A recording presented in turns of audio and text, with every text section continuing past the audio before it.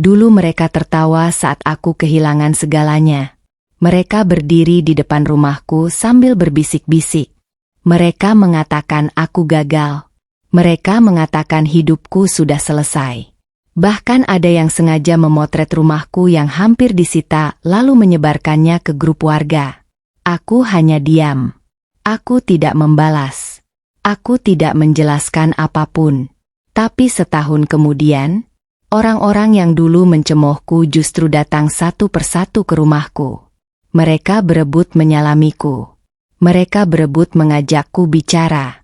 Dan semuanya terjadi setelah sebuah rahasia yang kusimpan selama ini akhirnya terbongkar. Assalamualaikum warahmatullahi wabarakatuh. Sebelum cerita ini dimulai, jangan lupa bantu like dan subscribe dulu ya. Semoga siapapun yang menekan tombol subscribe di channel ini, dilancarkan rezekinya, dipanjangkan umurnya, disehatkan badannya, dan keluarganya selalu dijauhkan dari kesedihan serta dipenuhi kebahagiaan. Amin. Sebelum lanjut, tuliskan nama dan asal kota kalian di kolom komentar. Dan kalau kalian berada di posisi aku, apakah kalian akan memaafkan orang-orang yang pernah menghina saat kita jatuh? Usaha yang runtuh. Namaku Laras. Kalau ada satu hari yang ingin kuhapus dari hidupku, mungkin itu adalah hari ketika aku harus menutup usahaku sendiri. Usaha yang kubangun bersama suamiku selama hampir 8 tahun. Usaha yang dulu menjadi sumber penghasilan keluarga kami. Usaha yang membuat kami bisa menyekolahkan anak. Dan usaha yang pernah membuatku percaya bahwa masa depan kami akan baik-baik saja. Tapi hidup ternyata tidak selalu berjalan sesuai rencana. Kadang sesuatu yang kita bangun bertahun-tahun bisa runtuh dalam hitungan bulan. Dan itulah yang terjadi padaku. Pagi itu aku duduk sendirian di dalam toko yang hampir kosong. Rak-rak yang dulu penuh barang kini terlihat lengang. Beberapa kardus berserakan di lantai. Lampu toko masih menyala, tapi suasananya terasa gelap. Sangat gelap. Di tanganku ada selembar laporan keuangan. Aku membaca angka demi angka. Dan semakin ku baca, semakin sesak dadaku. Kerugian kami jauh lebih besar daripada yang kubayangkan. Tabungan habis. Modal habis. Barang banyak yang tidak terjual. Sedangkan utang terus bertambah. Aku menutup mata, mencoba menenangkan diri. Namun air mata tetap jatuh. Karena aku tahu, hari itu aku harus mengakui satu hal yang selama ini berusaha kuhindari. Aku bangkrut. Benar-benar bangkrut. Saat itulah ponselku berdering. Rizal. Suamiku. Aku menarik napas panjang sebelum mengangkat telepon. Halo. Laras. Suaranya terdengar berat. Sangat berat. Aku baru selesai ketemu pemasok. Aku langsung tahu kabar baik tidak akan datang. Gimana? Beberapa detik hening. Lalu Rizal menjawab. Mereka minta pembayaran minggu depan. Jantungku langsung terasa jatuh. Minggu depan? Iya. Aku memejamkan mata. Karena kami bahkan tidak tahu harus membayar dari mana. Kalau nggak bisa. Rizal menghela napas panjang. Mereka bilang akan menempuh jalur hukum. Air mataku kembali mengalir. Namun aku berusaha tetap tenang. Karena kalau aku ikut hancur, siapa yang akan menguatkan keluarga ini? Setelah telepon berakhir, aku duduk sendirian cukup lama. Sampai akhirnya salah satu pegawai datang menghampiri. Mbak Laras. Aku langsung mengusap air mata. Iya.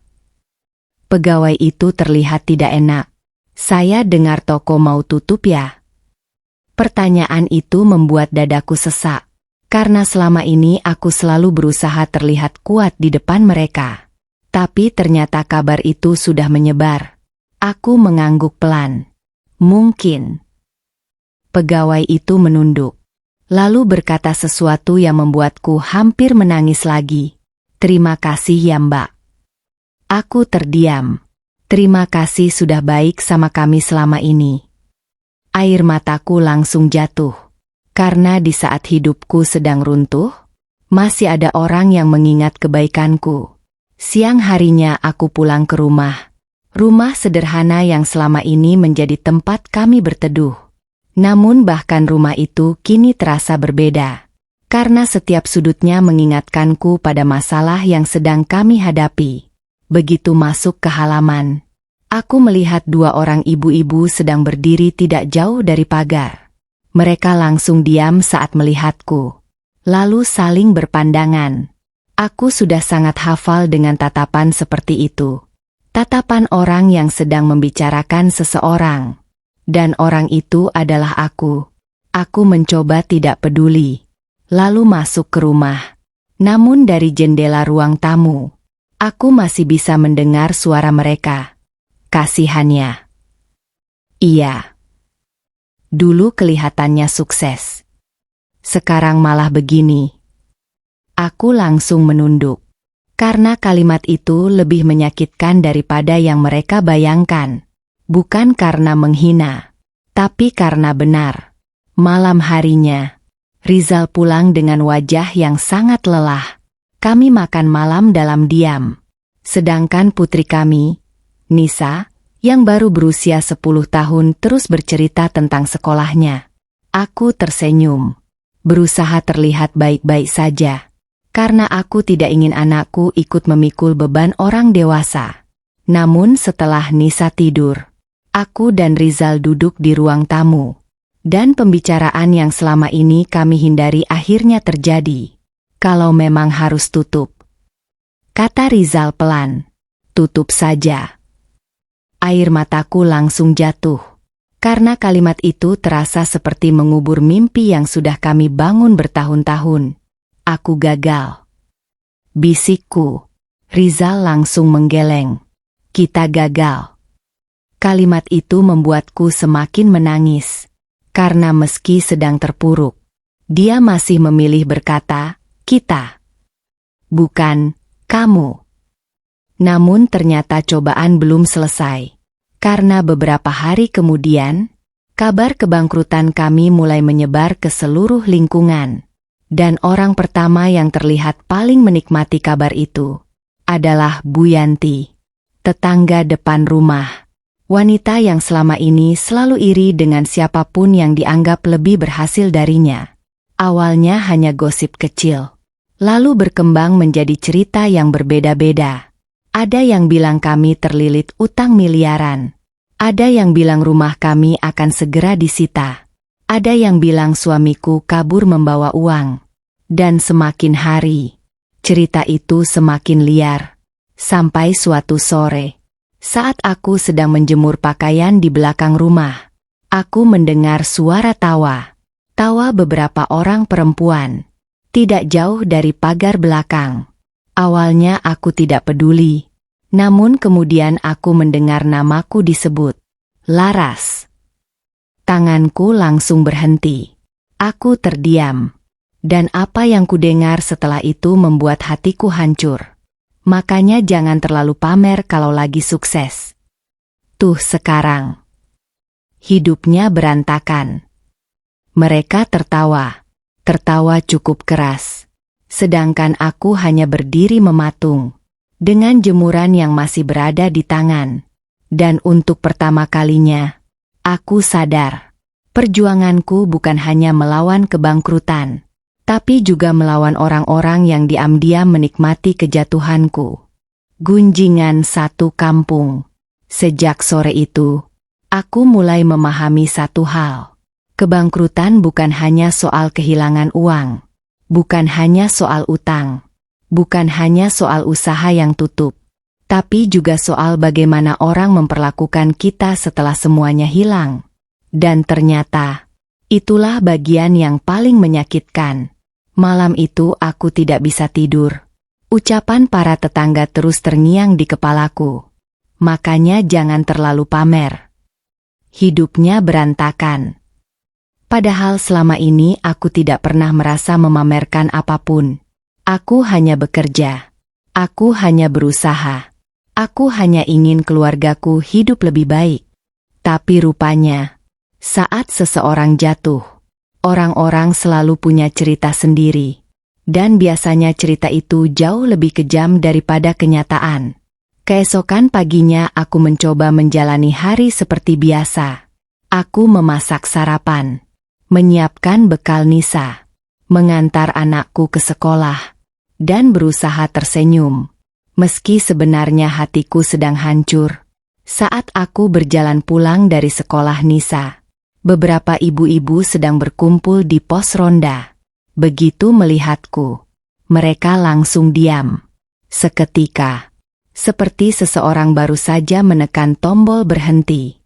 Aku sudah cukup dewasa untuk tahu apa artinya. Mereka sedang membicarakanku, dan kedatanganku membuat mereka tidak nyaman. Aku terus berjalan, berusaha tidak peduli. Namun saat melewati mereka, aku mendengar suara Bu Yanti. Tidak keras, tapi cukup jelas untuk kudengar. Kasihannya. Aku sih dari dulu udah bilang, ada yang gak beres sama usahanya. Beberapa orang langsung tertawa kecil. Dadaku langsung terasa sesak. Namun aku tetap berjalan. Karena aku tahu, kadang diam jauh lebih berharga daripada membalas. Saat sampai rumah, aku langsung masuk ke kamar mandi, menyalakan keran, lalu menangis. Menangis sejadi-jadinya. Karena aku lelah, sangat lelah. Aku sedang berusaha bertahan, tapi orang-orang justru sibuk menonton kejatuhanku. Saat itulah Rizal masuk. Laras. Aku segera menghapus air mata. Namun suamiku tetap tahu. Dia selalu tahu. Rizal duduk di sampingku, lalu menggenggam tanganku. Abaikan mereka. Aku langsung tertawa pahit. Kalau cuma satu orang mungkin bisa. Tapi ini satu kampung, Zal. Suaraku mulai bergetar. Aku capek. Aku benar-benar capek. Rizal memelukku. Dan untuk beberapa saat, aku membiarkan diriku lemah. Karena selama ini aku terlalu sering pura-pura kuat. Siang harinya, aku menerima pesan dari salah satu tetangga. Namanya Bu Rina. Kami cukup dekat dulu. Aku membuka pesannya. Dan jantungku langsung berdebar. Laras, sabar ya. Aku tersenyum kecil. Setidaknya masih ada yang peduli. Namun setelah membaca kalimat berikutnya, senyumku langsung hilang. Rumahmu beneran mau disita ya? Aku membeku. Karena bahkan orang yang terlihat peduli pun ternyata datang membawa rasa penasaran. Bukan empati. Aku tidak membalas. Sore harinya keadaan semakin buruk. Nisa pulang sekolah dengan wajah murung. Biasanya dia selalu ceria. Selalu banyak cerita. Namun hari itu berbeda. Sangat berbeda. Nisa. Iya, Bu. Kamu kenapa? Anakku langsung menunduk. Dan saat melihat matanya mulai berkaca-kaca, hatiku langsung tidak tenang. Ada yang bilang papa bangkrut. Jantungku langsung seperti diremas. Karena ternyata gosip itu sudah sampai ke sekolah. Bahkan sampai ke telinga anakku. Nisa. Mereka bilang rumah kita mau diambil. Air mata mulai jatuh dari wajahnya. Mereka bilang kita miskin sekarang. Aku langsung memeluk anakku. Sangat erat. Karena tidak ada ibu yang siap melihat anaknya terluka seperti itu. Tidak ada. Malam itu aku menangis lagi setelah Nisa tidur. Bukan karena diriku, tapi karena anakku. Karena kini dia juga ikut menanggung akibat dari gosip orang dewasa. Namun aku belum tahu bahwa penghinaan terbesar belum terjadi. Karena keesokan paginya, sebuah foto mulai beredar di grup warga. Foto rumahku. Foto yang diambil diam-diam dari depan pagar. Dengan caption yang membuat darahku langsung berdesir. Katanya tinggal menunggu disita. Dan orang pertama yang mengirim foto itu adalah Bu Yanti, sahabat yang ikut menjauh. Tanganku gemetar saat melihat foto rumahku di grup warga. Aku membaca pesan demi pesan yang muncul di layar. Setiap kalimat terasa seperti pisau yang perlahan mengiris harga diriku. Aduh, kasihan banget. Padahal dulu kelihatannya sukses. Pantesan tokonya tutup. Katanya utangnya banyak. Aku terus menggulir layar.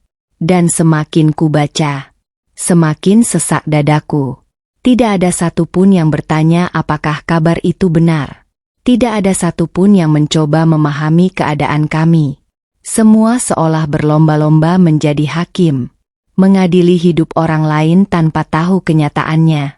Aku mematikan layar ponsel, lalu meletakkannya di meja. Karena kalau terus membaca, aku takut tidak mampu menahan air mata. Saat itulah Rizal masuk ke ruang tamu. Dia langsung tahu ada sesuatu yang tidak beres. Laras. Iya. Kamu habis nangis. Aku menggeleng. Tapi air mata yang jatuh mengkhianatiku. Rizal duduk di sampingku. Lalu mengambil ponsel yang ada di meja. Beberapa detik kemudian wajahnya berubah. Rahangnya mengeras. Matanya penuh kemarahan. Kurang ajar. Aku langsung tahu dia melihat foto itu. Namun aku segera memegang tangannya. Sudah. Laras. Sudah. Karena aku tahu, kalau Rizal emosi sekarang, keadaan justru akan semakin buruk. Namun jauh di dalam hati, aku juga marah. Sangat marah. Karena rumah yang selama ini kami perjuangkan kini menjadi bahan tontonan. Menjelang siang, ponselku kembali berbunyi. Kali ini dari seseorang yang cukup membuatku terkejut. Mira, sahabatku sejak SMA. Aku langsung tersenyum kecil. Karena kupikir akhirnya ada seseorang yang benar-benar peduli. Aku segera mengangkat telepon. Halo Mir. Namun suara di seberang terdengar aneh. Tidak hangat seperti biasanya. Laras. Iya. Kamu baik-baik aja. Aku mengangguk meski dia tidak bisa melihat. Insya Allah. Beberapa detik hening. Lalu Mira berkata sesuatu yang membuatku terdiam. Aku cuma mau bilang. Iya. Jangan marah ya. Jantungku langsung tidak enak. Karena biasanya kalimat seperti itu tidak pernah diikuti kabar baik. Maksudnya. Mira menarik napas panjang. Aku mungkin gak bisa ikut arisan bulan depan. Aku mengernyit. Kenapa? Jawabannya membuat dadaku terasa kosong. Suamiku gak enak kalau terlalu dekat sama orang yang lagi banyak masalah. Aku membeku. Benar-benar membeku. Karena aku tidak percaya dengan apa yang baru saja kudengar. Mira. Aku cuma menyampaikan. Suaranya mulai terdengar tidak nyaman. Aku nggak enak sebenarnya. Namun semuanya sudah terlambat. Karena rasa sakit itu sudah telanjur masuk ke dalam hatiku. Setelah telepon berakhir, aku hanya duduk diam. Sangat lama. Karena ternyata orang yang selama ini kuanggap sahabat pun mulai menjaga jarak. Bukan karena aku berbuat jahat. Bukan karena aku mengkhianatinya. Tapi karena aku bangkrut. Sesederhana itu. Malam harinya aku membuka media sosial. Dan di sanalah aku menemukan sesuatu yang lebih menyakitkan. Foto-foto lama kami. Foto liburan. Foto ulang tahun. Foto kebersamaan. Semuanya masih ada. Namun saat aku membuka daftar kontak, nama Mira sudah tidak muncul. Aku mencoba mencarinya. Tidak ada. Aku langsung mengerti. Nomorku dihapus. Tanpa penjelasan. Tanpa perpisahan. Tanpa keberanian untuk berkata jujur. Air mataku kembali jatuh. Karena ternyata kehilangan uang tidak sesakit kehilangan orang-orang yang dulu kita percaya. Saat itulah Nisa keluar dari kamarnya. Bu. Aku segera menghapus air mata. Iya sayang. Anakku duduk di sampingku. Lalu bertanya dengan polos. Kalau kita lagi susah. Aku menatapnya. Kenapa? Kenapa banyak orang pergi? Pertanyaan itu langsung menghantam hatiku. Karena aku sendiri sedang mencari jawabannya. Aku memeluk Nisa. Lalu berkata pelan. Karena tidak semua orang datang untuk tinggal. Sebagian hanya datang saat keadaan kita baik. Nisa terdiam. Lalu bertanya lagi. Kalau yang benar-benar sayang. Air mataku hampir jatuh lagi. Yang benar-benar sayang akan tetap ada. Meski kita tidak punya apa-apa. Meski dunia sedang berpaling. Meski keadaan sedang buruk. Malam itu aku berjanji pada diriku sendiri. Aku boleh kehilangan uang. Aku boleh kehilangan usaha. Aku boleh kehilangan teman palsu. Tapi aku tidak akan kehilangan harga diriku. Aku tidak akan membiarkan hinaan orang lain menentukan nilai hidupku. Namun keesokan harinya, cobaan yang lebih berat datang. Saat sebuah mobil berhenti di depan rumah, dua pria turun membawa map tebal. Dan seluruh tetangga mulai keluar rumah. Karena mereka tahu persis siapa orang-orang itu. Penagih utang. Saat rumah hampir disita. Pagi itu suasana di depan rumahku terasa berbeda. Aku sedang menyapu halaman ketika sebuah mobil hitam berhenti tepat di depan pagar. Jantungku langsung berdebar. Karena aku mengenali logo perusahaan pembiayaan yang terpasang di pintunya. Dua pria turun dari mobil. Keduanya membawa map tebal. Dan saat melihat mereka berjalan ke arah rumah, aku langsung tahu. Hari yang paling kutakuti akhirnya datang. Laras. Rizal yang baru keluar dari rumah juga langsung membeku. Kami saling berpandangan. Tidak ada yang perlu dijelaskan. Kami sama-sama mengerti. Namun yang membuatku semakin sesak, bukan kedatangan mereka, melainkan apa yang terjadi beberapa menit kemudian. Satu persatu pintu rumah tetangga mulai terbuka. Ada yang pura-pura menyiram tanaman. Ada yang pura-pura menyapu halaman. Ada yang berdiri di teras sambil memegang ponsel. Tapi aku tahu, mereka sedang menonton. Menonton kesulitan kami seperti tontonan pagi hari. Salah satu pria itu memperkenalkan diri. Selamat pagi Bu Laras.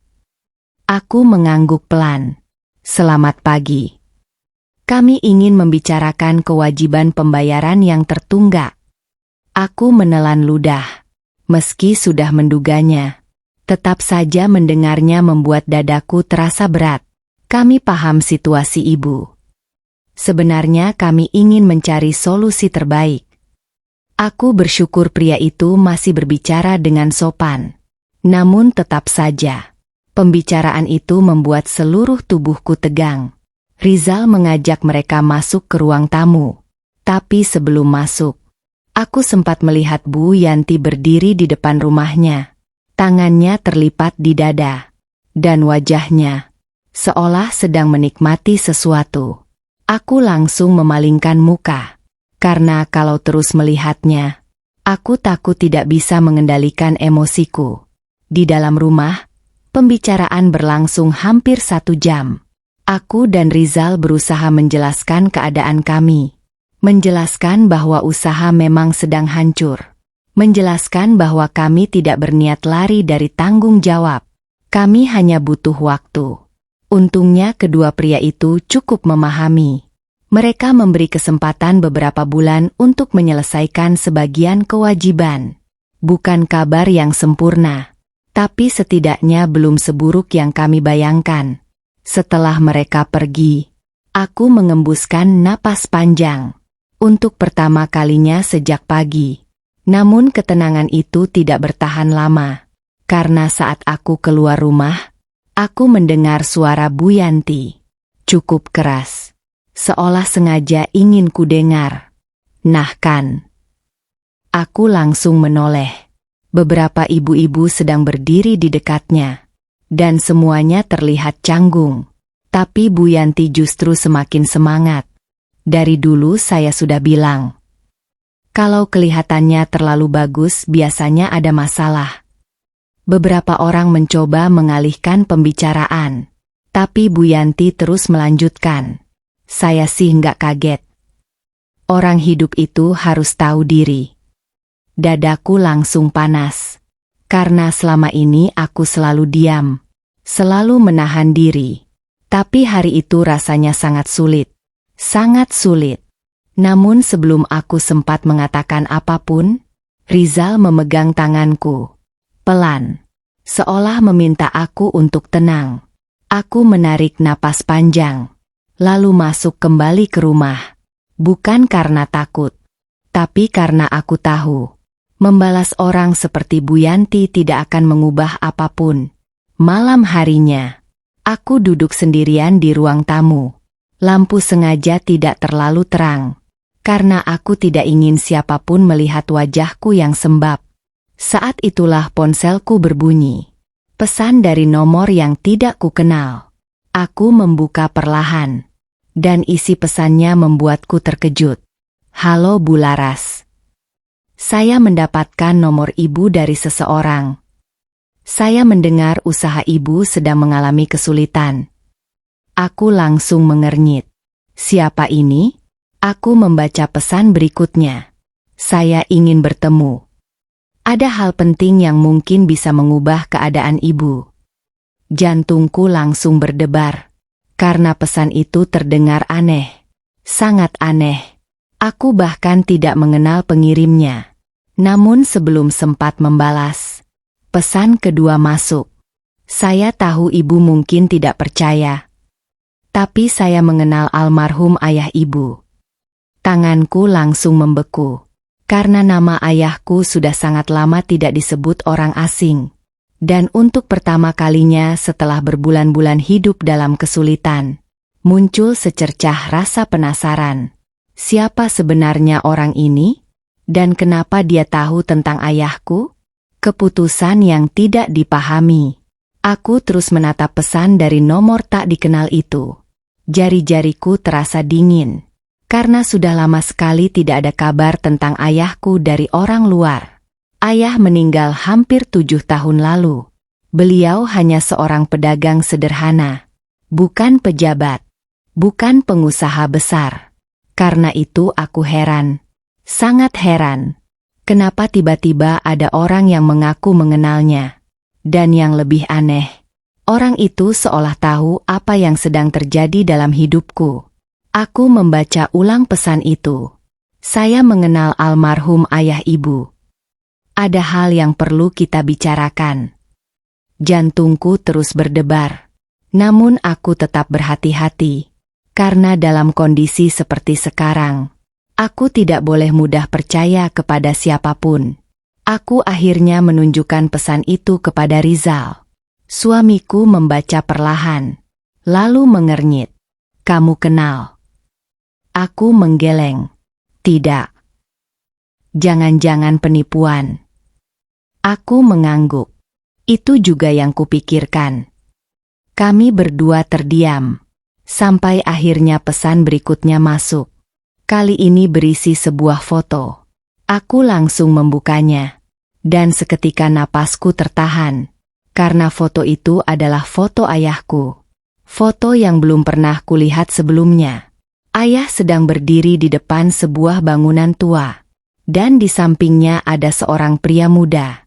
Pria yang wajahnya tidak kukenal. Tapi jelas bukan foto hasil internet. Karena itu benar-benar ayahku. Tanganku mulai gemetar. Zal. Iya. Ini ayah. Rizal langsung mendekat. Wajahnya ikut berubah. Karena dia juga mengenali ayahku. Dan untuk pertama kalinya, kami mulai percaya bahwa orang ini memang bukan sembarang orang. Malam itu aku akhirnya membalas pesan tersebut. Halo. Saya Laras. Tidak sampai 1 menit. Balasan langsung masuk. Terima kasih sudah merespons. Saya Pak Arman. Saya ingin bertemu besok jika Ibu berkenan. Aku masih ragu. Sangat ragu. Namun rasa penasaran jauh lebih besar. Akhirnya aku setuju. Keesokan harinya aku bertemu Pak Arman di sebuah warung kopi sederhana. Usianya sekitar 50 tahun. Berpakaian rapi. Namun terlihat rendah hati. Saat melihatku datang, beliau langsung berdiri. Laras. Iya Pak. Beliau tersenyum. Senyum yang hangat. Senyum yang membuatku sedikit lebih tenang. Kami duduk.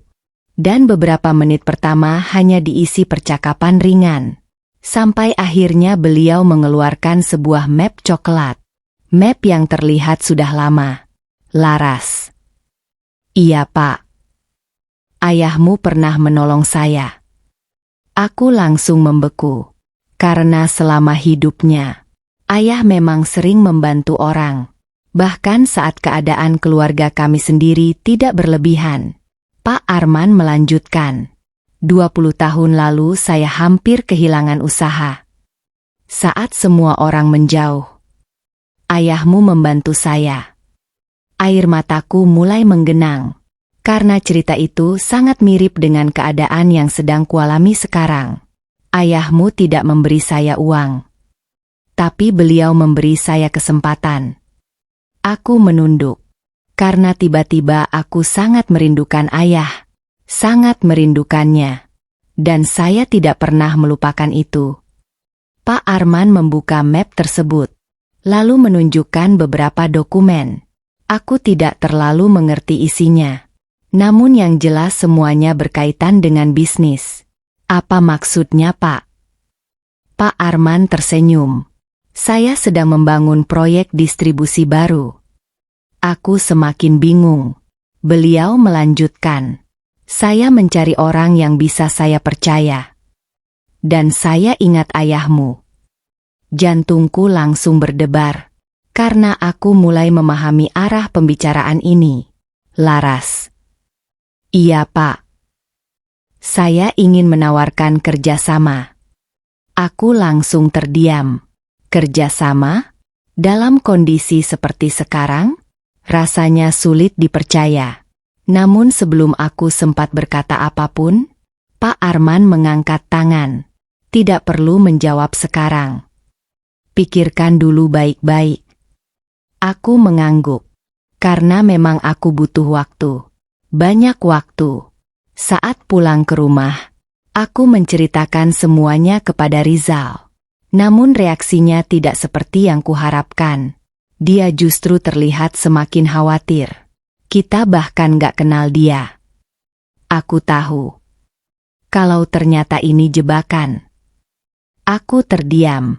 Karena kekhawatiran Rizal masuk akal. Sangat masuk akal. Namun entah kenapa, hatiku mengatakan hal yang berbeda. Aku merasa pertemuan itu bukan kebetulan. Aku merasa ayah sedang meninggalkan jalan keluar yang tidak pernah kami lihat. Malam itu kami berdebat cukup lama. Bukan karena marah, tapi karena sama-sama takut. Takut salah mengambil keputusan. Takut kehilangan lebih banyak lagi. Namun saat aku hampir tertidur, ponselku kembali berbunyi. Pesan dari Pak Arman. Sangat singkat. Kalau ayahmu masih hidup, saya yakin beliau akan menyuruhmu berani mencoba. Aku langsung terdiam. Karena kalimat itu terasa sangat familiar. Persis seperti yang sering dikatakan ayah saat aku kecil. Dan malam itu, aku mulai mempertimbangkan keputusan yang tidak akan dipahami siapapun di lingkungan tempat tinggalku. Keputusan yang nantinya akan mengubah seluruh hidupku. Rahasia yang kusimpan. Malam itu aku hampir tidak tidur. Pesan dari Pak Arman terus terngiang di kepalaku. Kalau ayahmu masih hidup, saya yakin beliau akan menyuruhmu berani mencoba. Aku memandangi langit-langit kamar.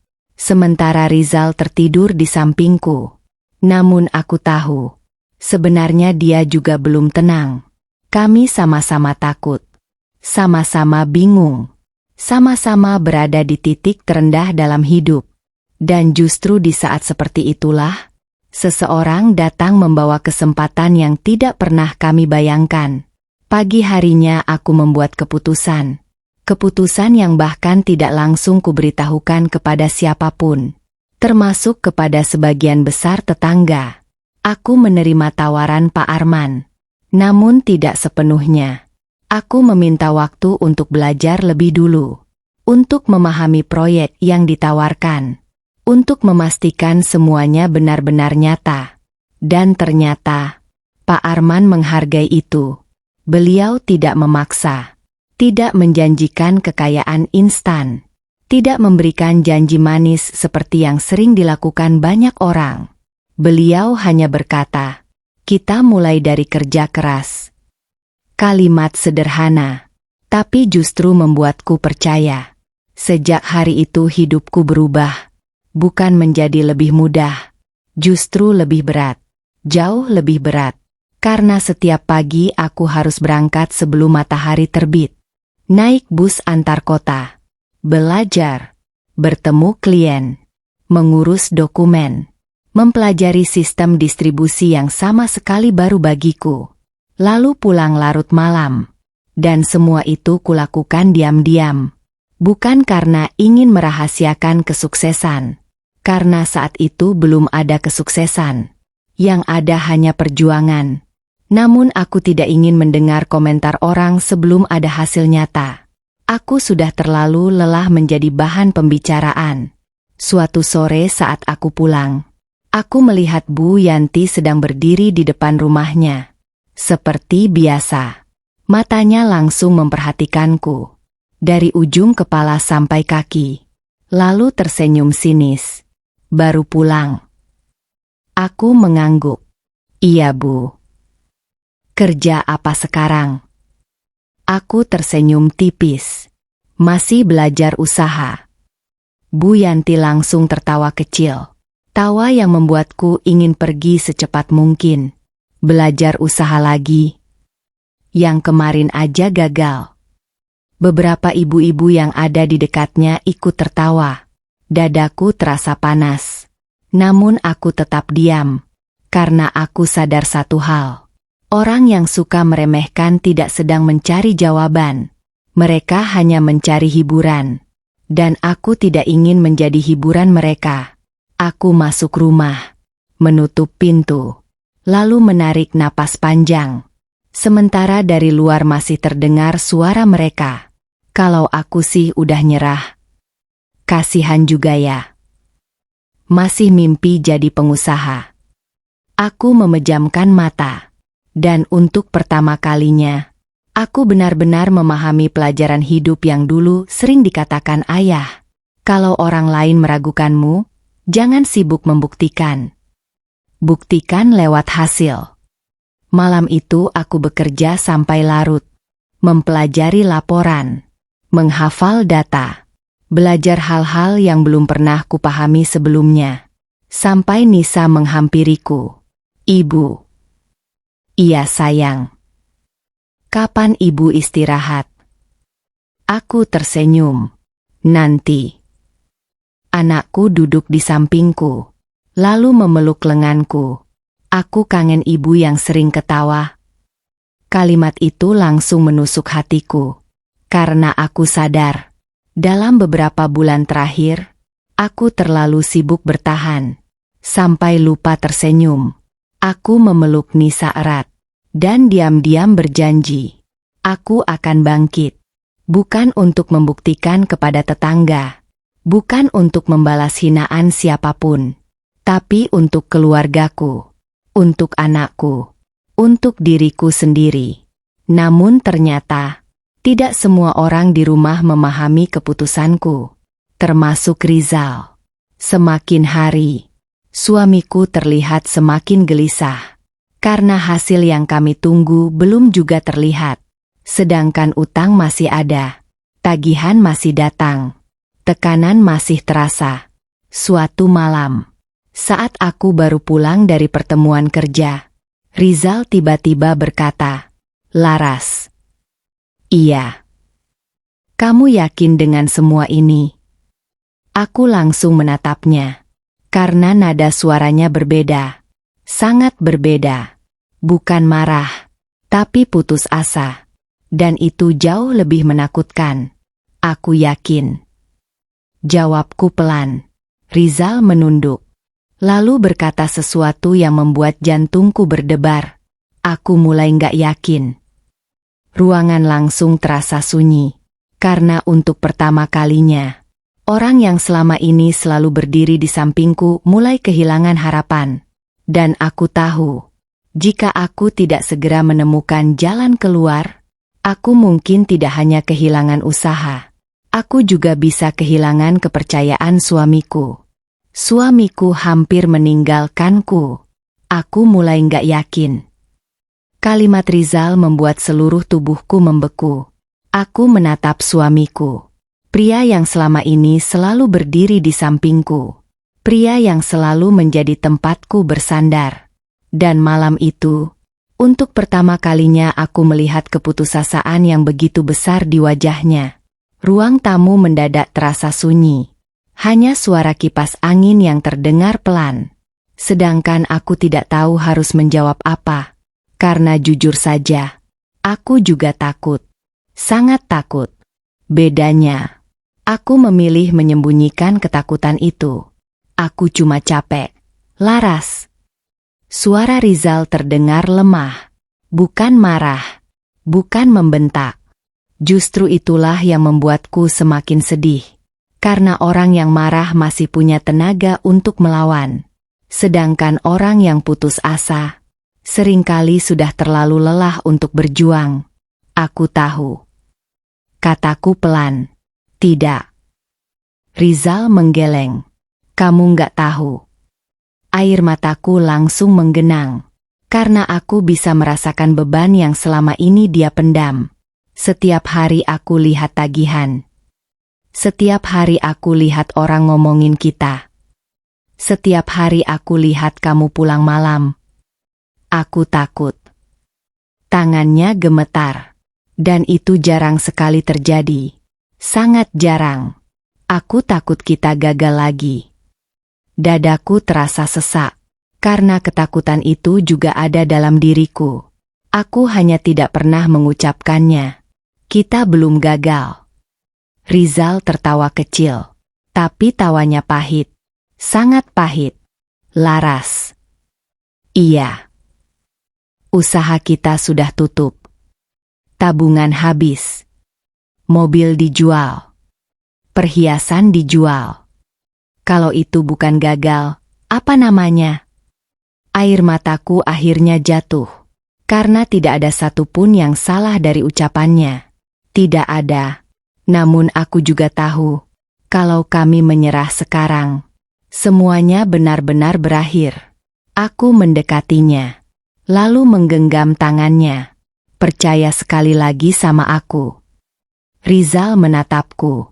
Matanya merah, lelah, dan penuh keraguan. "Berapa lama lagi?" Pertanyaan itu membuatku terdiam. Karena aku sendiri tidak tahu jawabannya. Aku tidak tahu kapan perjuanganku akan berhasil. Aku tidak tahu kapan keadaan akan membaik. Aku hanya tahu satu hal. Aku tidak boleh berhenti. Namun diamku ternyata menjadi jawaban bagi Rizal. Dia perlahan berdiri. Lalu berjalan ke kamar. Sebelum masuk, dia berkata sesuatu yang membuat hatiku hancur. "Aku harap kamu benar." Pintu kamar tertutup. Dan aku terduduk sendirian, menangis. Bukan karena marah, tapi karena aku merasa kehilangan seseorang yang selama ini menjadi kekuatanku. Hari-hari berikutnya semakin berat. Rizal mulai banyak diam. Masih baik. Masih bertanggung jawab. Tapi ada jarak yang mulai terasa. Jarak yang sebelumnya tidak pernah ada. Dan aku tahu penyebabnya. Harapan yang mulai menipis. Sementara itu, Bu Yanti semakin menjadi-jadi. Suatu pagi saat aku hendak berangkat, Aku mendengar dia berbicara dengan beberapa tetangga. Dengan sengaja cukup keras. Kalau suamiku sih nggak akan betah. Beberapa ibu-ibu langsung menoleh. Kenapa, Bu? Bu Yanti tertawa kecil. Ya kalau istrinya terus bikin keputusan aneh. Masa uang habis masih mau bisnis lagi? Mereka tertawa. Sedangkan aku berdiri di balik pagar. Mendengarkan semuanya. Dan untuk pertama kalinya, aku tidak merasa marah. Aku justru merasa kasihan. Karena hidup Bu Yanti tampaknya begitu kosong sampai harus mencari hiburan dari penderitaan orang lain. Namun aku belum tahu bahwa cobaan terbesar justru datang seminggu kemudian. Saat Rizal pulang lebih awal dari biasanya. Wajahnya pucat. Sangat pucat. Begitu masuk rumah, dia langsung duduk. Tanpa bicara. Tanpa melepas sepatu. Aku langsung panik. Zal. Dia tidak menjawab. Aku duduk di sampingnya. Ada apa? Beberapa detik hening. Lalu dia menyerahkan sebuah amplop. Tanganku langsung gemetar saat membukanya. Karena aku mengenali logo perusahaan tempat Rizal bekerja. Jantungku langsung berdebar. Dan saat membaca isi surat itu, dunia terasa runtuh untuk kedua kalinya. Rizal terkena pemutusan hubungan kerja. Aku langsung membeku. Karena sekarang, kami bukan hanya kehilangan usaha. Kami juga kehilangan penghasilan terakhir yang kami miliki. Malam itu aku tidak menangis. Anehnya, aku justru menjadi sangat tenang. Karena saat seseorang sudah berada di titik paling bawah, kadang rasa takutnya ikut habis. Dan disitulah aku mengambil keputusan terbesar dalam hidupku. Keputusan yang tidak kukatakan kepada siapapun. Bahkan kepada Rizal. Keputusan yang nantinya akan mengubah nasib keluargaku. Dan membuat seluruh orang yang pernah meremehkanku terdiam. Setahun yang sangat berat. Surat pemutusan kerja Rizal masih berada di atas meja. Aku terus menatapnya malam itu. Lembar kertas sederhana.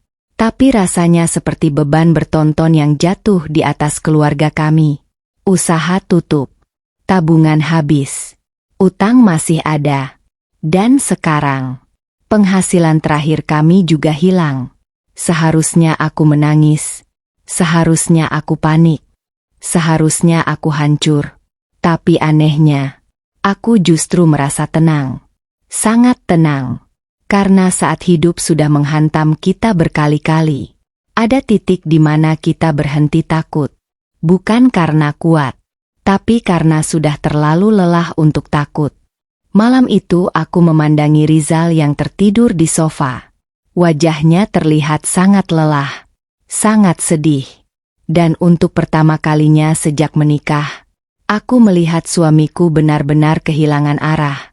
Saat itulah aku mengambil keputusan. Aku tidak akan memberitahu siapapun. Tidak kepada tetangga. Tidak kepada keluarga besar. Tidak bahkan kepada sebagian teman dekat. Aku akan fokus bekerja. Fokus membangun sesuatu yang baru. Dan membiarkan hasil yang berbicara nanti. Keesokan paginya aku menemui Pak Arman. Aku menceritakan semuanya. Tentang Rizal.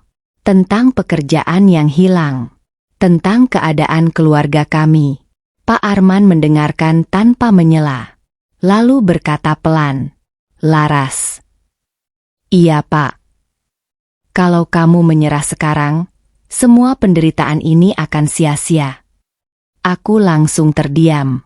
Karena kalimat itu tepat mengenai hatiku. Sangat tepat. Beliau melanjutkan. Orang-orang hanya melihat hasil. Mereka tidak pernah melihat proses. Air mataku mulai menggenang. Karena itulah yang sedang kualami. Orang-orang melihat kebangkrutanku. Tapi tidak melihat perjuanganku.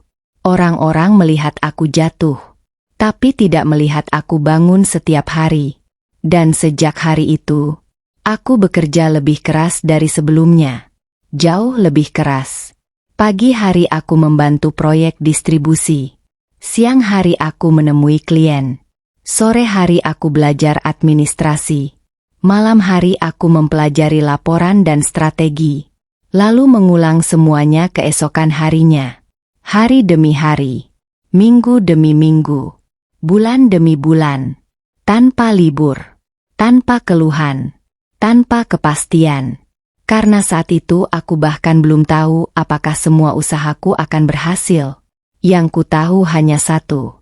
Aku tidak boleh berhenti. Namun kehidupan di lingkungan rumah tetap sama.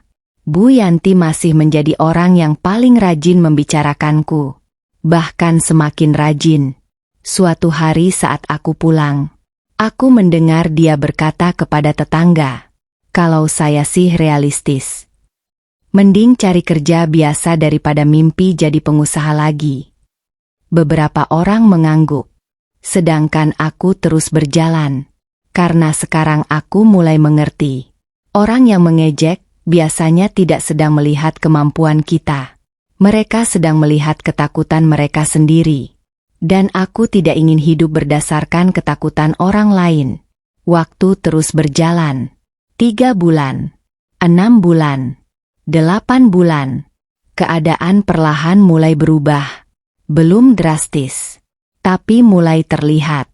Utang mulai berkurang. Beberapa kewajiban mulai terbayar. Proyek yang kutangani mulai berkembang. Dan yang paling penting, aku mulai melihat harapan di mata Rizal lagi. Suatu malam dia duduk di sampingku. Lalu berkata pelan, "Aku minta maaf." Aku langsung menatapnya. "Untuk apa?" Rizal tersenyum tipis. Karena hampir menyerah. Air mataku langsung jatuh. Karena selama berbulan-bulan, kalimat itulah yang paling ingin ku dengar. Aku menggenggam tangannya. Dan untuk pertama kalinya setelah sekian lama, kami tersenyum bersama. Namun ujian belum selesai. Karena tepat 1 tahun setelah kebangkrutan itu, sesuatu yang tidak pernah kami bayangkan terjadi. Pagi itu aku sedang menyapu halaman. Seperti biasa. Saat tiba-tiba terdengar suara kendaraan memasuki gang. Bukan 1, bukan 2, tapi beberapa mobil sekaligus. Mobil-mobil yang tidak pernah terlihat di lingkungan kami. Mobil yang membuat seluruh tetangga keluar rumah. Termasuk Bu Yanti. Aku mengangkat kepala. Dan saat melihat salah satu mobil mewah itu berhenti tepat di depan rumahku, jantungku langsung berdebar. Karena aku mengenali siapa yang duduk di dalamnya. Pak Arman. Namun yang membuatku lebih terkejut, bukan kedatangannya, melainkan orang-orang penting yang turun bersamanya. Orang-orang yang akan mengubah cara seluruh kampung memandangku. Mobil mewah di depan rumah. Pagi itu suasana kampungku berubah. Biasanya gang kecil di depan rumah hanya dilewati motor dan beberapa mobil warga. Tapi hari itu berbeda. Sangat berbeda. Suara mesin kendaraan terdengar beruntun dari ujung jalan. 1 mobil. Lalu 1 lagi. Lalu 1 lagi. Semua berwarna hitam. Mengilap. Dan terlihat sangat mewah.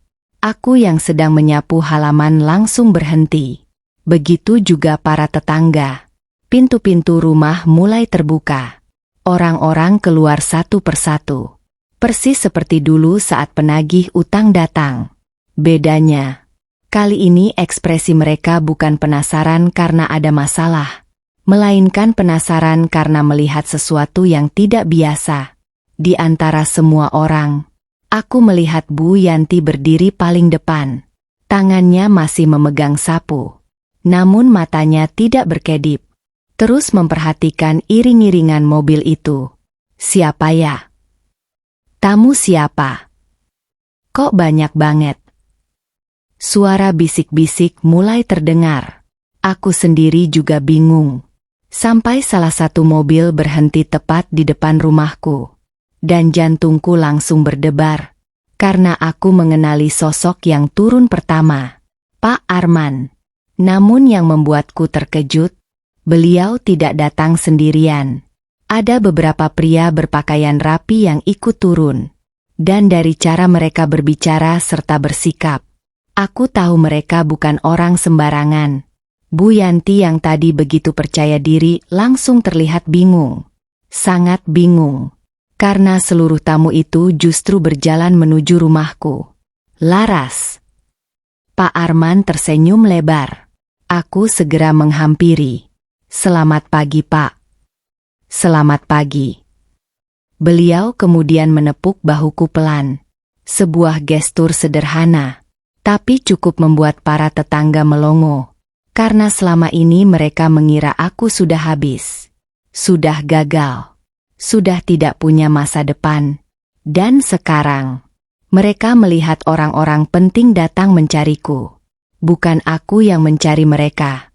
Aku mempersilakan semua tamu masuk. Namun sebelum masuk rumah, aku sempat melihat wajah Bu Yanti. Dan untuk pertama kalinya, aku melihat wanita itu kehilangan senyum sinisnya. Sepenuhnya. Di ruang tamu, Pak Arman memperkenalkan beberapa orang yang datang bersamanya. Ada investor. Ada mitra bisnis. Ada perwakilan perusahaan distribusi dari luar kota. Dan semuanya membuatku semakin gugup. Karena jujur saja, aku masih merasa seperti Laras yang dulu. Perempuan yang baru saja bangkrut. Perempuan yang pernah menangis hampir setiap malam. Namun ternyata mereka tidak melihatku seperti itu. Mereka melihat hasil kerjaku. Mereka melihat perjuanganku. Mereka melihat apa yang sudah kubangun selama setahun terakhir.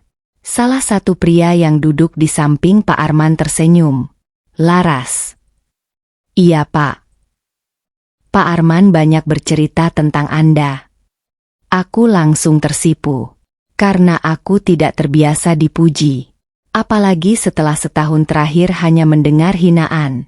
Kami terkesan dengan perkembangan proyek yang Anda tangani. Aku menelan ludah. Sementara Rizal yang duduk di sebelahku terlihat sama terkejutnya. Karena bahkan dia belum pernah mendengar semua pencapaian itu secara lengkap. Pembicaraan berlangsung hampir 2 jam. Dan selama 2 jam itu, orang-orang di luar rumah terus memperhatikan. Aku tahu. Karena sesekali terlihat bayangan orang lewat di depan jendela.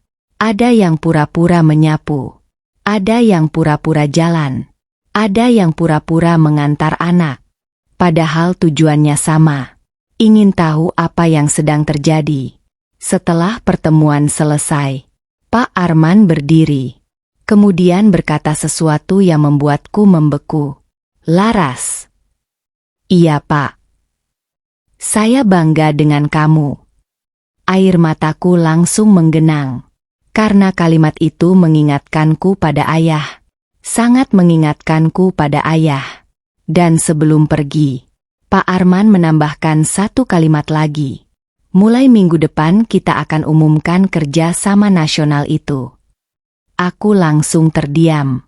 Karena selama ini rencana tersebut memang masih dirahasiakan. Bahkan sebagian besar orang yang bekerja bersama kami belum mengetahuinya.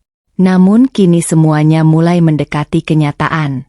Saat para tamu keluar rumah, seluruh tetangga langsung memperhatikan. Tidak ada yang berani bertanya langsung. Tapi wajah mereka sudah cukup menjelaskan semuanya. Terutama Bu Yanti. Dia terlihat sangat gelisah. Sangat penasaran. Dan mungkin untuk pertama kalinya, dia menyadari ada sesuatu yang tidak sesuai dengan cerita yang selama ini dia sebarkan. Namun kejutan terbesar terjadi beberapa menit kemudian. Saat salah satu tamu kembali mendekat ke arahku. Lalu menyerahkan sebuah map biru. Aku membukanya perlahan. Dan saat membaca isinya, tanganku langsung gemetar. Karena dokumen itu bukan sekadar kerjasama. Dokumen itu berisi penunjukan resmi diriku sebagai salah satu direktur operasional proyek yang akan berjalan di beberapa kota. Aku langsung menutup map itu. Masih tidak percaya. Sedangkan dari kejauhan, aku melihat Bu Yanti berdiri mematung. Karena tanpa sengaja, Dia baru saja melihat logo perusahaan besar yang tertera jelas di bagian depan dokumen tersebut. Dan ekspresi wajahnya berubah seketika. Seolah baru menyadari bahwa perempuan yang selama setahun ia hina, ternyata sedang membangun sesuatu yang jauh lebih besar dari yang pernah ia bayangkan. Kebenaran mulai terbongkar. Sejak hari mobil-mobil mewah datang ke rumahku, suasana kampung berubah. Bukan berubah sedikit, tapi berubah drastis. Orang-orang yang selama ini hanya melihatku sambil lalu, mendadak mulai memperhatikanku. Bahkan terlalu memperhatikanku. Aku bisa merasakannya. Saat berjalan ke warung, saat menjemput Nisa, saat keluar rumah pagi hari, tatapan mereka tidak lagi sama. Tatapan yang dulu penuh kasihan, kini berubah menjadi penuh rasa ingin tahu. Dan aku tahu kenapa. Karena gosip yang selama setahun mereka sebarkan mulai runtuh satu persatu. 2 hari setelah kedatangan Pak Arman, aku pergi ke kantor proyek baru. Gedungnya berada di pusat kota. Tidak terlalu mewah, tapi cukup besar. Saat keluar dari mobil, aku masih sering tidak percaya. Karena setahun lalu, aku bahkan tidak tahu bagaimana cara membayar cicilan. Dan sekarang, aku sedang memimpin tim yang menangani distribusi untuk beberapa wilayah. Perjalanan hidup memang aneh.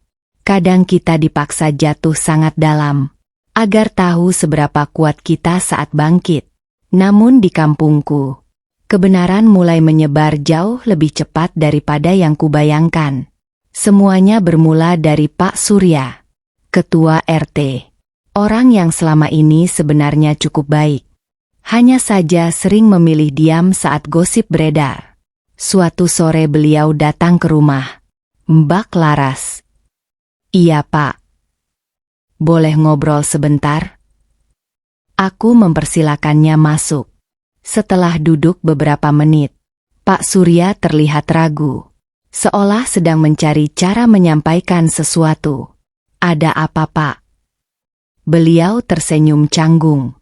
Sebetulnya saya mau minta maaf. Aku langsung terdiam. Karena kalimat itu tidak pernah kuduga. Minta maaf. Pak Surya mengangguk. Saya tahu selama ini banyak gosip yang gak benar. Aku hanya diam. Karena memang itu kenyataannya. Saya seharusnya lebih tegas. Sebagai ketua lingkungan, air mataku hampir jatuh. Karena selama setahun terakhir, tidak banyak orang yang berani mengakui kesalahannya. Kebanyakan memilih pura-pura lupa, atau berpura-pura tidak pernah ikut membicarakan.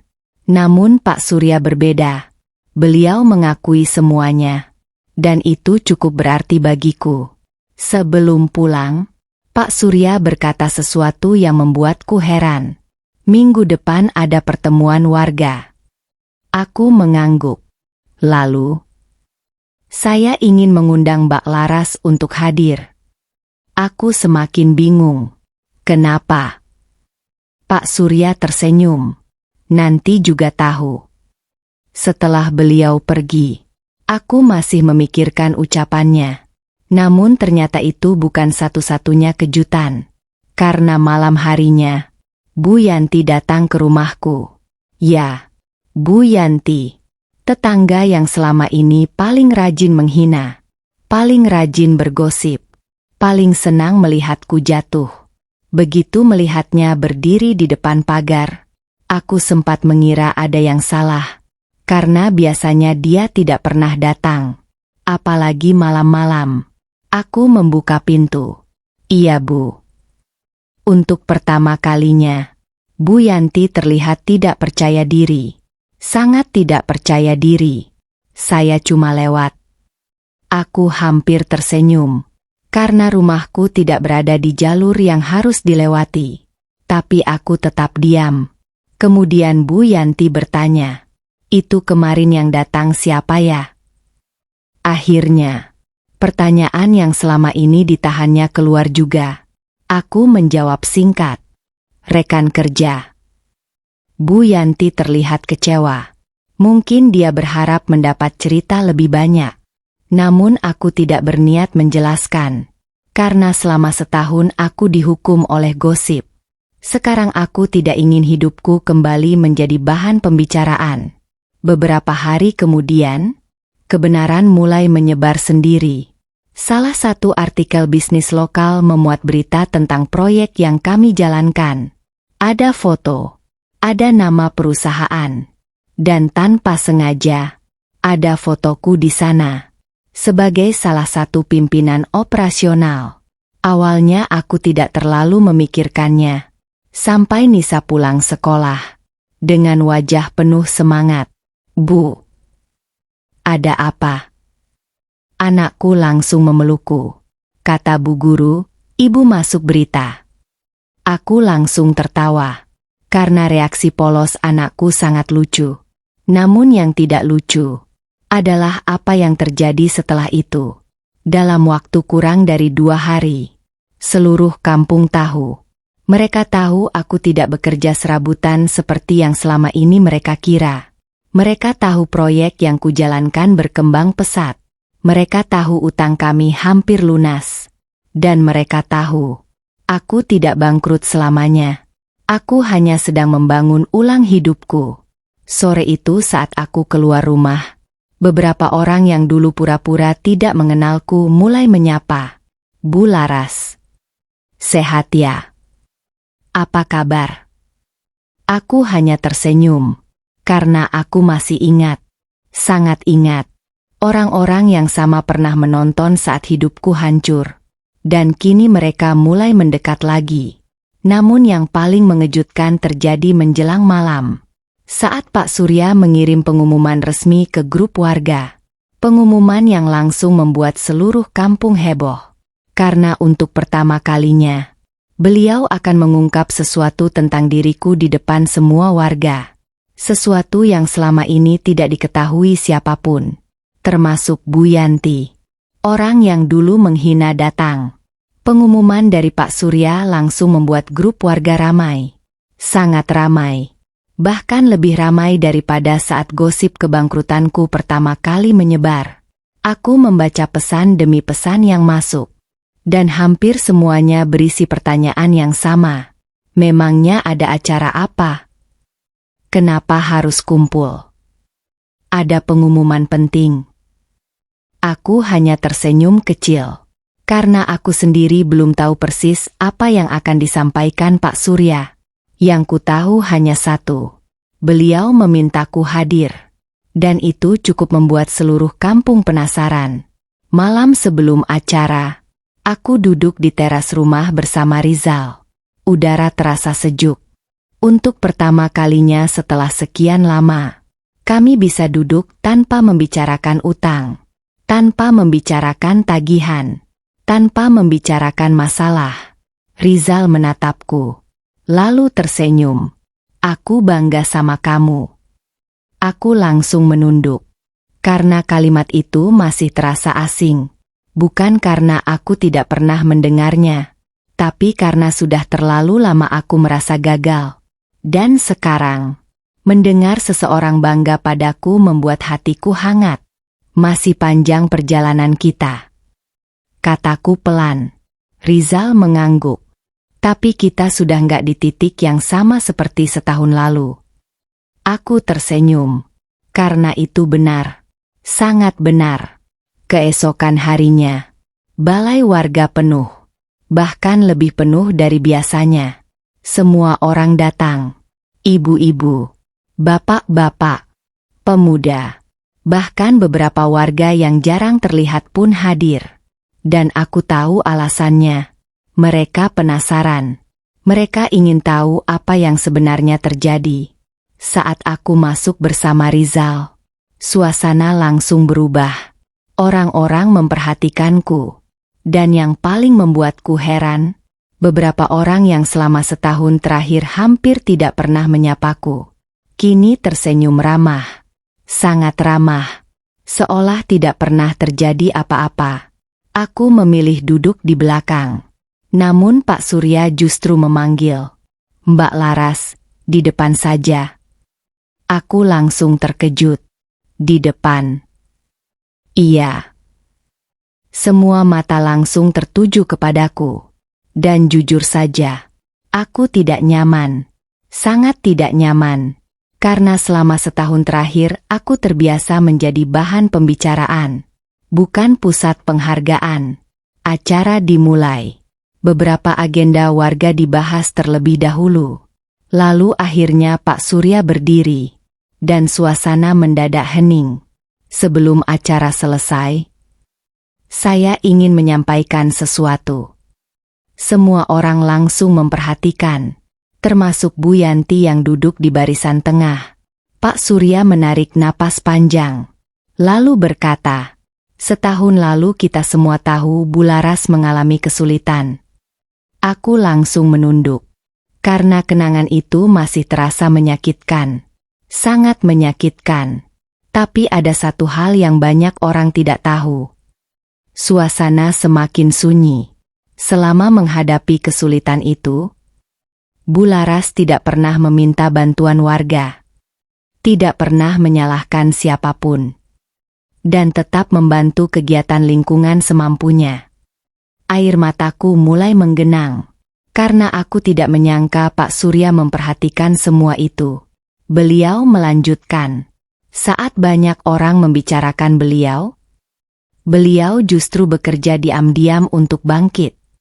Beberapa warga mulai saling berpandangan, dan aku bisa melihat wajah Bu Yanti mulai berubah. Tidak nyaman, sangat tidak nyaman. Kemudian Pak Surya mengangkat sebuah map, dan sekarang saya ingin mengucapkan selamat. Jantungku langsung berdebar. Karena aku tidak tahu apa yang akan terjadi. Karena Bu Laras telah menjadi salah satu pimpinan proyek distribusi yang membawa investasi dan lapangan kerja baru ke daerah kita. Ruangan langsung heboh. Orang-orang saling berbisik. Beberapa terlihat sangat terkejut. Beberapa bahkan tidak percaya. Dan di tengah keramaian itu, aku melihat Bu Yanti membeku. Benar-benar membeku. Karena mungkin untuk pertama kalinya, dia sadar bahwa semua cerita yang selama ini ia sebarkan ternyata salah. Acara selesai 1 jam kemudian. Namun justru setelah acara itulah sesuatu yang tidak pernah kuduga terjadi. Saat aku hendak pulang, satu persatu orang mulai mendekat. Orang yang dulu menjauh. Orang yang dulu diam. Orang yang dulu ikut bergosip. Kini datang sambil tersenyum. Bu Laras, selamat ya. Hebat sekali perjuangannya. Kami bangga. Aku hanya tersenyum sopan. Karena di dalam hati, aku masih mengingat semuanya. Bukan untuk dendam, tapi untuk belajar. Belajar mengenali siapa yang hadir saat susah. Dan siapa yang baru datang saat keadaan membaik. Namun kejutan terbesar belum selesai. Karena saat hampir semua warga pulang, aku melihat seseorang berdiri di dekat pintu balai warga. Menungguku. Bu Yanti. Wanita yang paling keras menghina saat aku jatuh. Kini berdiri sambil memegang sebuah tas kecil. Wajahnya terlihat gugup. Sangat gugup. Saat aku mendekat, dia langsung berkata, "Laras." Aku terdiam, karena untuk pertama kalinya, dia memanggil namaku tanpa nada meremehkan. Lalu kalimat berikutnya membuatku benar-benar terkejut. "Besok boleh saya datang ke rumahmu? Ada sesuatu yang ingin saya minta." Permintaan yang membuatku terdiam. "Besok boleh saya datang ke rumahmu? Ada sesuatu yang ingin saya minta." Aku benar-benar terdiam. Karena dari semua kemungkinan yang kubayangkan, ini adalah salah satu yang paling tidak masuk akal. Bu Yanti, wanita yang selama setahun terakhir paling sering membicarakanku, paling sering meremehkanku, paling sering menyebarkan gosip tentang keluargaku, kini berdiri di depanku dengan wajah gugup. Sangat gugup. Aku bahkan hampir tidak mengenal ekspresi itu di wajahnya. Biasanya dia selalu percaya diri, selalu merasa paling benar, Selalu merasa paling tahu urusan orang lain. Tapi malam itu berbeda. Sangat berbeda. Aku menarik napas pelan. Lalu menjawab, "Silakan, Bu." Wajah Bu Yanti langsung terlihat lega. "Terima kasih, Laras." Aku hanya mengangguk. Lalu berjalan pulang bersama Rizal. Sepanjang perjalanan aku lebih banyak diam. Karena pikiranku terus memikirkan satu hal. Apa yang sebenarnya ingin diminta Bu Yanti? Dan kenapa baru sekarang? Sesampainya di rumah, Rizal langsung bertanya, "Kamu curiga?" Aku tersenyum tipis. "Sedikit." "Menurutmu dia mau apa?" Aku menggeleng. "Belum tahu." Namun entah kenapa, perasaanku mengatakan bahwa ini bukan soal gosip. Bukan soal permintaan maaf. Ada sesuatu yang lebih besar. Keesokan harinya, sekitar pukul 9 pagi, Bu Yanti benar-benar datang. Sendirian. Tanpa rombongan ibu-ibu. Tanpa senyum sinis. Tanpa gaya bicara yang biasa. Saat aku membuka pintu, aku langsung melihat matanya sembab. Seperti orang yang semalaman tidak tidur. "Masuk, Bu." Bu Yanti mengangguk. Lalu duduk perlahan di ruang tamu. Suasana terasa canggung. Sangat canggung. Karena selama bertahun-tahun hubungan kami tidak pernah dekat.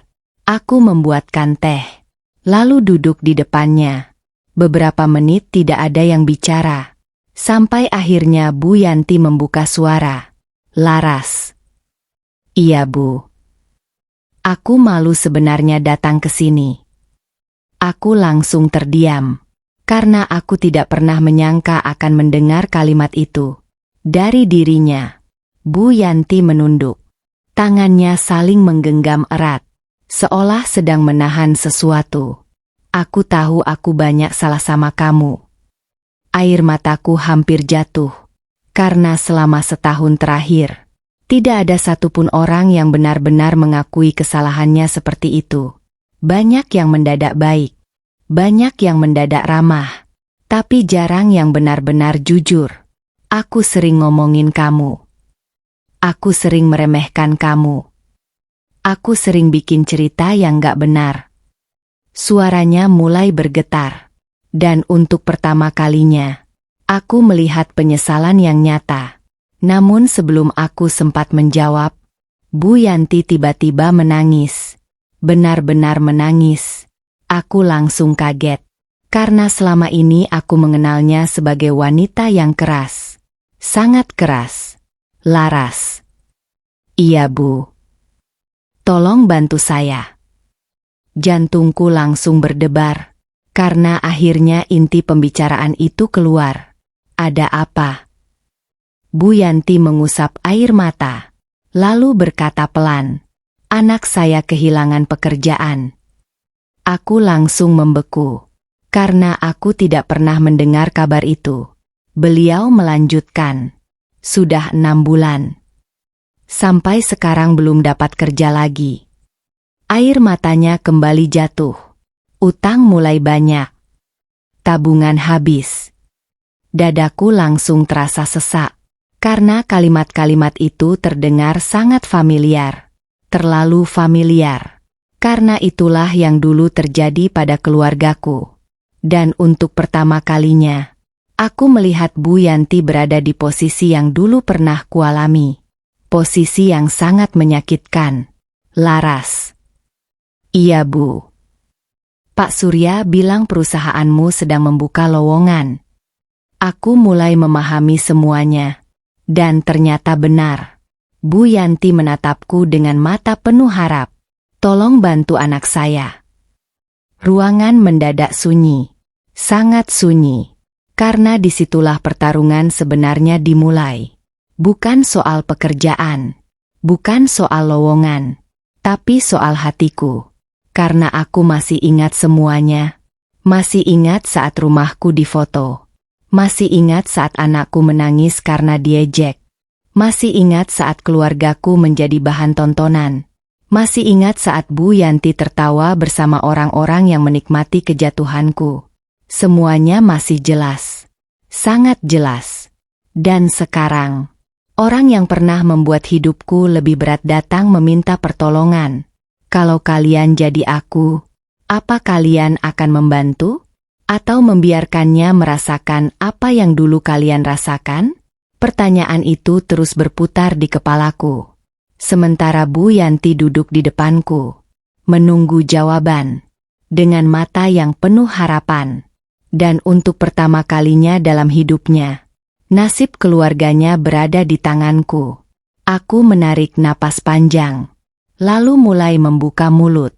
Namun bahkan sebelum kata-kata itu keluar, air mata Bu Yanti sudah lebih dulu jatuh. Karena mungkin, dia juga takut mendengar jawabanku. Hari yang tidak akan kulupakan, Bu Yanti masih duduk di depanku. Matanya merah, wajahnya penuh kecemasan. Dan untuk pertama kalinya sejak aku mengenalnya, aku tidak melihat kesombongan. Aku tidak melihat sindiran. Aku tidak melihat wanita yang dulu begitu senang membicarakan hidupku. Yang kulihat hanyalah seorang ibu. Seorang ibu yang sedang takut. Takut melihat anaknya kesulitan. Takut melihat keluarganya jatuh. Persis seperti ketakutanku setahun lalu. Aku menatapnya cukup lama. Sampai akhirnya aku berkata pelan, "Bu." Bu Yanti langsung mengangkat kepala. "Iya Laras. Saya akan bantu." Air mata langsung mengalir dari wajahnya. Begitu saja, tanpa bisa ditahan. Sungguh. Aku mengangguk. Kalau memang anak ibu memenuhi syarat, saya akan bantu prosesnya. Tangisnya semakin pecah. Karena mungkin, dia datang dengan harapan kecil. Dan tidak menyangka akan mendapat jawaban itu. Namun aku belum selesai. Aku menatapnya baik-baik. Lalu berkata dengan tenang, "Tapi saya bantu bukan karena saya lupa." Bu Yanti langsung menunduk. "Saya masih ingat semuanya." Ruangan mendadak sunyi. Sangat sunyi. Saya masih ingat saat rumah saya difoto. Saya masih ingat saat anak saya menangis. Saya masih ingat saat keluarga saya jadi bahan gosip. Air mata Bu Yanti terus jatuh. Karena untuk pertama kalinya, semua kesalahannya disebutkan langsung di hadapannya. Namun aku melanjutkan. Tapi saya tidak mau menjadi orang yang sama. Saya tidak mau membalas luka dengan luka. Tangisku ikut jatuh. Karena kalimat itu bukan hanya untuk Bu Yanti, tapi juga untuk diriku sendiri. Untuk semua rasa sakit yang selama ini kusimpan. Bu Yanti menangis sambil menutup wajahnya. "Laras, saya benar-benar minta maaf. Dan untuk pertama kalinya, aku percaya permintaan maaf itu tulus." Seminggu kemudian, acara peringatan Hari Jadi Lingkungan digelar. Biasanya acara itu sederhana, namun kali ini berbeda. Karena Pak Surya mengundang beberapa tokoh masyarakat, termasuk perwakilan perusahaan tempatku bekerja. Lapangan kecil di tengah kampung penuh warga. Anak-anak berlarian. Ibu-ibu sibuk mengobrol. Bapak-bapak membantu menyiapkan kursi. Suasana ramai. Namun ada satu hal yang membuatku gugup. Pak Surya memintaku memberikan sambutan. Aku sempat menolak. Karena aku tidak terbiasa berbicara di depan banyak orang. Tapi beliau terus meyakinkan. "Laras." "Iya Pak. Banyak orang perlu mendengar cerita perjuanganmu." Akhirnya aku setuju. Saat namaku dipanggil, jantungku berdebar sangat kencang. Aku berjalan menuju panggung kecil. Lalu berdiri di depan seluruh warga. Orang-orang yang dulu melihatku jatuh. Orang-orang yang dulu membicarakanku. Orang-orang yang kini memandangku dengan cara berbeda. Aku menarik napas panjang. Lalu mulai berbicara. Setahun lalu. Seketika suasana menjadi hening. Saya berada di titik terendah dalam hidup. Air mataku mulai menggenang. Karena kenangan itu masih terasa nyata. Saya kehilangan usaha. Saya kehilangan tabungan. Saya hampir kehilangan harapan. Beberapa warga mulai menunduk. Karena mereka tahu. Mereka menyaksikan semuanya. Tapi saya belajar satu hal. Aku berhenti sejenak. Lalu melanjutkan. Keadaan sulit tidak pernah menunjukkan siapa kita. Keadaan sulit menunjukkan siapa orang-orang di sekitar kita. Lapangan langsung sunyi. Sangat sunyi. Karena semua orang memahami maksud kalimat itu. Dan di tengah kerumunan, aku melihat Bu Yanti menangis. Benar-benar menangis. Tanpa berusaha menyembunyikannya. Aku melanjutkan. Saya tidak berdiri di sini karena saya lebih hebat dari siapapun. Saya berdiri di sini karena saya memilih untuk tidak menyerah. Tepuk tangan mulai terdengar. Pelan. Lalu semakin ramai. Namun yang membuatku hampir menangis adalah ketika aku melihat Nisa, anakku, berdiri di barisan depan. Dengan senyum yang sangat lebar. Senyum yang sudah lama tidak kulihat. Dan saat itulah aku sadar. Semua perjuangan ini tidak sia-sia. Namun kejutan terbesar terjadi setelah acara selesai. Saat seluruh warga mulai bubar. Bu Yanti tiba-tiba berjalan menuju panggung. Lalu mengambil mikrofon. Semua orang langsung menoleh. Termasuk aku. Karena tidak ada yang tahu apa yang akan dilakukannya. Dengan suara bergetar, Bu Yanti berkata, "Saya ingin mengatakan sesuatu." Lapangan langsung hening. Saya pernah menjadi orang yang paling sering menghina Laras. Aku langsung membeku. Begitu juga seluruh warga. Karena tidak ada yang menyangka ia akan mengakuinya di depan semua orang. Air matanya terus mengalir. Dan apa yang ia katakan berikutnya membuat seluruh lapangan terdiam. Termasuk aku. Orang yang jatuh bisa bangkit kembali. Lapangan mendadak sunyi. Tidak ada suara anak-anak. Tidak ada suara obrolan. Semua orang menatap Bu Yanti. Termasuk aku. Karena selama mengenalnya, aku tidak pernah melihatnya seperti ini. Tidak pernah. Biasanya dia selalu terlihat percaya diri. Selalu paling vokal. Selalu paling banyak bicara. Tapi hari itu, tangannya gemetar. Matanya sembab. Dan suaranya bergetar saat memegang mikrofon. Saya ingin mengatakan sesuatu. Beliau menarik napas panjang. Lalu melanjutkan. Saya pernah menjadi orang yang paling sering menghina Laras. Suasana langsung semakin hening. Karena semua orang tahu. Dan semua orang mendengar. Namun tidak ada yang menyangka Bu Yanti akan mengakuinya sendiri. Saat dia bangkrut. Saya ikut membicarakannya. Air mata mulai mengalir di wajahnya. Saat keluarganya kesulitan, saya malah menjadikan itu bahan cerita. Beberapa warga mulai menunduk. Karena mereka sadar. Mereka juga pernah ikut mendengar. Bahkan sebagian pernah ikut menyebarkan. Saya pikir hidupnya sudah selesai. Saya pikir dia tidak akan bangkit lagi. Tangis Bu Yanti semakin pecah. Tapi saya salah. Beliau menoleh ke arahku. Dan untuk pertama kalinya, aku melihat penyesalan yang benar-benar tulus. Saya salah besar. Air mataku mulai jatuh.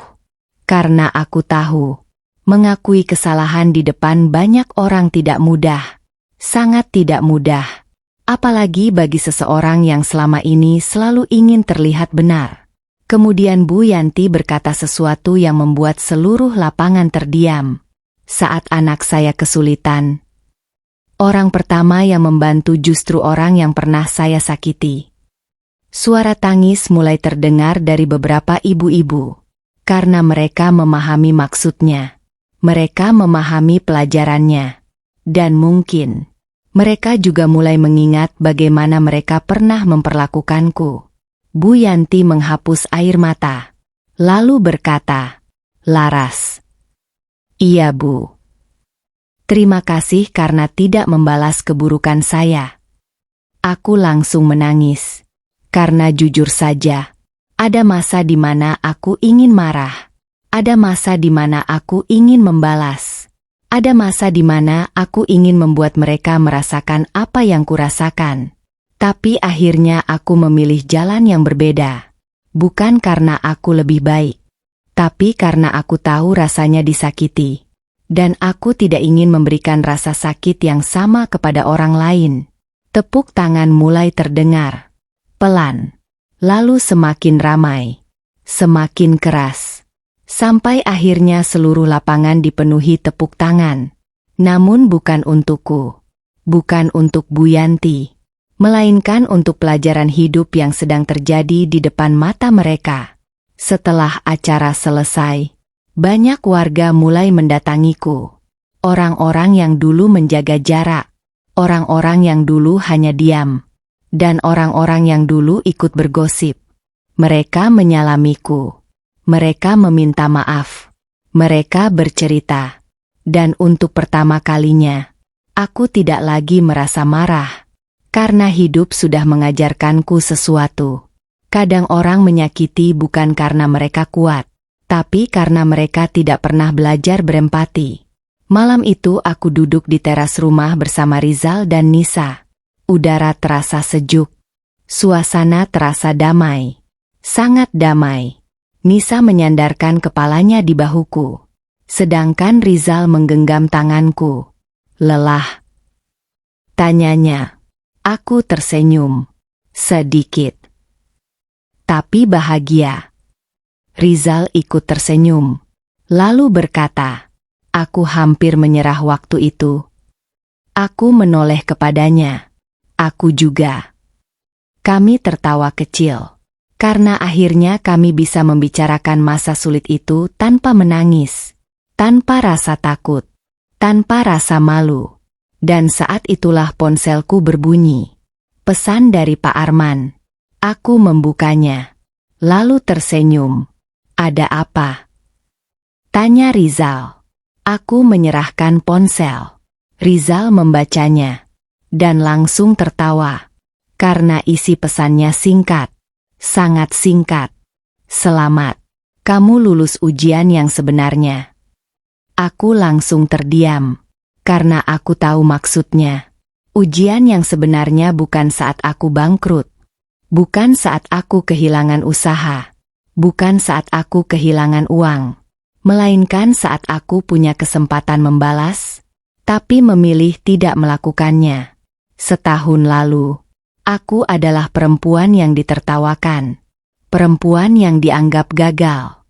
Perempuan yang hidupnya dijadikan bahan gosip. Namun hari ini, aku belajar bahwa keberhasilan terbesar bukan membuat orang lain kagum, melainkan tetap menjadi manusia yang baik setelah pernah disakiti. Dan saat aku melihat rumah sederhana kami malam itu, aku tersenyum. Karena akhirnya aku mengerti. Bangkrut bukan akhir kehidupan. Dihina bukan akhir perjalanan. Diremehkan bukan penentu masa depan. Selama kita tidak menyerah, masih selalu ada kesempatan untuk bangkit. Dan terkadang, kebenaran akan datang pada waktunya sendiri, tanpa perlu kita teriakkan kepada siapapun. Teman-teman, jangan pernah merendahkan seseorang hanya karena sedang berada di bawah. Karena kita tidak pernah tahu perjuangan yang sedang mereka jalani. Dan jangan pernah menyerah hanya karena dunia meragukan kita. Karena seringkali keberhasilan lahir setelah masa-masa yang paling sulit.